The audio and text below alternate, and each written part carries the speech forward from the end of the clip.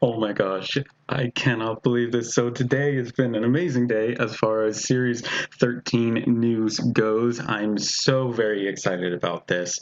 Oh my gosh, we had the trailer, which I've done a video reacting to. It's linked in the card up above and in the description down below. And we, of course, had the Comic-Con panel, which came out, and that is also linked in the description down below and in the card up above. But today, I'm going to be giving you a rundown of it and my biggest takeaways from it, the things I'm most excited for. Obviously, you can watch it at your own pace, and if you want to be surprised and get all the secrets and shocks and reveals, then watch it now, and you can come back to this video to hear my thoughts on it. But I will be spoiling, essentially, the Comic-Con panel.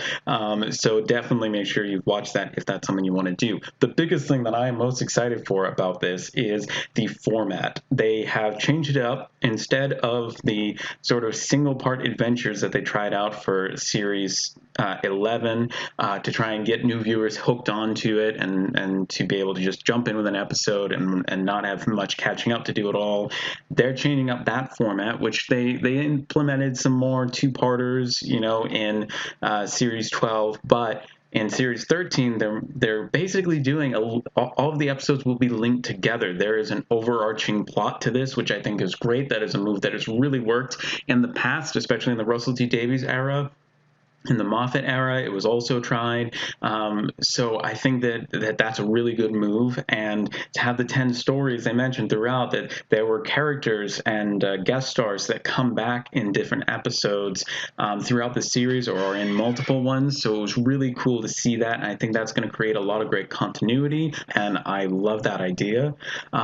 This was clearly an incredibly moving experience for the whole cast and crew. They were just so excited to be doing this job, and that's a theme that comes up over and over again. And really excited to see old monsters. They mentioned that once. Mandip mentioned old monsters, and then they mentioned it again. They didn't say what or who.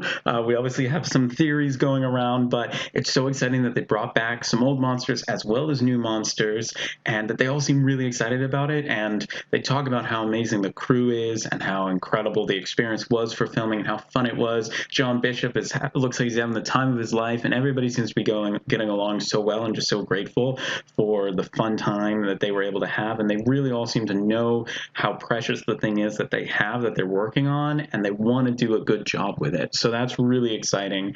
I mean, it's really great. Dan, this has never seen anybody's chin because making this during COVID. So it's so cool that we have anything to watch at all. Obviously, I prefer to have more episodes, but it's going to be great to have what we have. We got an exclusive image of the trio of Dan and Mandip as Yaz and the Doctor as well. It didn't really give us many clues, but it looks cool anyway. So that was awesome. They said a number of great guest stars are in multiple episodes, so that's exciting. And the biggest reveal of this was who that special guest star was. Now, I was disappointed it wasn't a returning Doctor Who actor, but it was Jacob Anderson, who's a musician and an actor who's been in Game of Thrones, and his character's name is Vinda or Vinder. I'm not sure. So that's exciting. What we know about that character is that he has his own ship, which is exciting. He was in several clips from the trailer, which makes me think he's in several episodes. And they talked about really enjoying working with him. John Bishop was excited to have worked with him and had some great funny anecdotes about working with him. And they all seem to really enjoy their time with him. So that's exciting. I don't think I've seen him in anything, but I haven't checked out his IMDb yet, though. It's a really lovely experimental environment for everybody. And there was a lot of praise for Jodie just setting a good tone for the whole project and the rest of the crew. They were doing this through a very, very tough time, and it's just great to see that they had a lot of fun. There are apparently a lot of epic scenes and action and really great sets that were built for this, and just really impressive stuff going on with the crew, especially. Let's see, lots of cliffhangers. That's going to be really exciting. I think it's going to be agonizing waiting week by week, but I love that these are building off of each other. It gives us the opportunity to make a really great story because it either sinks or swims all by itself. It is either going to be really great or not so great, really terrible, but it's great to have them all working together. And I think the more time you have to write up a continuity over a season, the better the experience is going to be for the viewer. And it's really exciting to see that. What's interesting to me is at one point they were asked if you could play any other character from the Doctor Who universe, who would that be?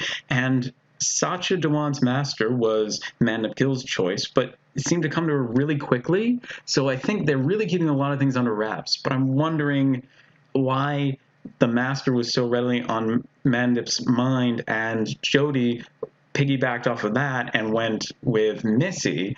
I may be grasping at straws, but I just really want to see the master back, Sacha Dhawan's master back this season. So I don't think that they would have picked that answer if that was really a spoiler, but I don't know. It gets the mind racing. Rory was Chibnall's answer, and Graham was John's answer.